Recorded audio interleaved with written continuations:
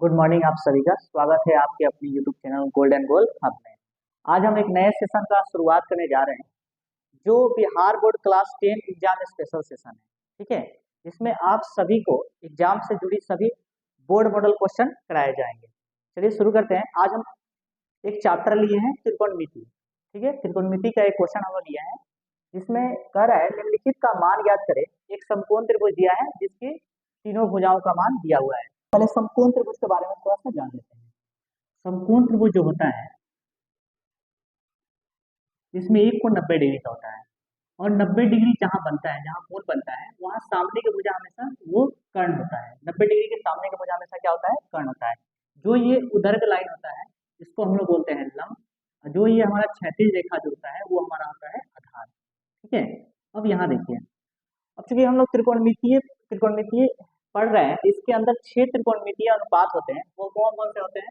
एक होता है साइन थीटा, इसको हम लोग बोलते हैं लंब बटा कर्ण। ये त्रिकोणमितीय अनुपात लंब बटा कर्ण। कॉस थीटा जो होता है वो हमारा क्या होता है? आधार बटा कर्ण होता है। इसी तरह से हमारा tan थीटा जो होता है वो क्या होता है? लंब बटा आधार होता है। उसी तरह से cot थीटा जो होता है वो हमारा क्या होता है? आधार बटा लंब होता है।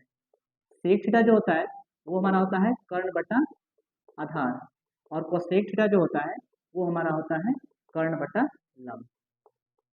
ठीक है, अब यहाँ देखिए क्वेश्चन में हम लोग आते हैं। देखिए कभी आपसे पूछा है साइन सी पूछा है, कभी साइन ए पूछा है। मतलब ये हुआ कि कभी थीटा आपका यहाँ पे है तो कभी थीटा आपका यहाँ पे है। यानी इसका मतलब ये है कि थीटा जब आपका बदलता है तो उस कंडीशन में जो होता है आपका लंब और आधार बदल जाते हैं। मतलब जब थीटा यहाँ पे होगा, एक चीज याद रखना है कि थीटा के सामने के भुजा हमेशा लंब होता है। थीटा के सामने के भुजा हमेशा क्या होता है? लंब। मतलब जब थीटा आपके यहाँ पे होंगे तो उसके सामने का भुजा लंब, ये लंब होगा। ठीक है, और ये आपका क्या हो जाएगा? आधार हो जाएगा। लेकिन एक और हम समकोण त्रिभुज लेते हैं। इस बार थीटा हमारा यहाँ पे है तो थीटा के सामने का भुजा अभी हम बताएं कि लंब होता है। इस बार लंब हमारा ये हो जाएगा और आधार हमारा ये हो जाएगा, क्योंकि कर्ण नहीं बदलेगा, कर्ण ज्यों का त्यों रहेगा। दोनों में कर्ण ज्यों का त्यों रहेगा, तो समकोण के सामने का भुजा हमेशा कर्ण होता है। तो चलिए हम लोग क्वेश्चन पे आते हैं। क्वेश्चन हमारा पूछा है साइन सी। पहला क्वेश्चन हमारा क्या पूछा है? साइन सी। यानी थीटा हमारा यहाँ पे है तो थीटा के सामने मुझे आप लोग जान रहे हैं कि थीटा के सामने मुझे क्या होता है? लंब होता है। तो लंब हमारा कितना है? 3, कर्ण तो 5 है। ये है तो सीधा साइन थीटा हम जानते हैं कि लंब बटा कर्ण होता है। तो लंब हमारा 3 है और कर्ण कितना है? 5। तो साइन सी का वैल्यू कितना हो जाएगा? 3/5। ये तो क्लियर हुआ। अगला हमारा है वो है साइन ए। अब यहाँ देखिए, अभी ना बताएं कि थीटा के अनुसार लंब और आधार बदलता है। इस बार थीटा हमारा यहाँ पे आ गया। थीटा हमारा कहाँ पे आ गया? यहाँ पे। तो थीटा के सामने का भुजा लंब ये हो जाएगा और आधार तो ये, कर्ण तो वो 5 है ये है। अब यहाँ देखिए साइन ए, साइन ए यानी थीटा यहाँ पे है तो लंब ये हो जाएगा, और साइन थीटा अगर लंब बटा कर्ण होता है तो लंब बटा कर्ण यानी 4/5 इसका आंसर हो जाएगा। यहाँ तक क्लियर है। अगला क्वेश्चन हमारा तीसरा क्वेश्चन पूछा है, वो पूछा है आपसे cos c पूछा है।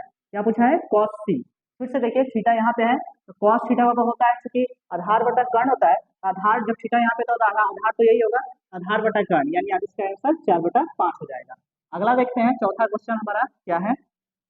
चौथा क्वेश्चन कह रहा है आपका cos a, यानी फिर से थीटा हमारा यहाँ पे आया तो थीटा के सामने मुझे लंब, तो लंब ये होगा तो आधार ये होगा, और cos थीटा होता है आधार बटा कर्ण यानी 3/5 हो जाएगा इसका आंसर।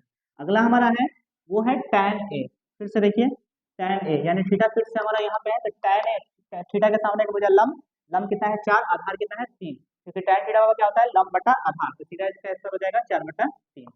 अगला है हम लोग का लास्ट tan c पूछा है आपसे। तो tan c यानी फिर से थीटा यहाँ पे है तो थीटा के सामने मुझे लंब, लंब कितना है? 3, और आधार कितना है? 4, तो लंब 3/4। इसका आंसर क्या हो जाएगा? 3/4। ठीक है, मिलते हैं अगले वीडियो में।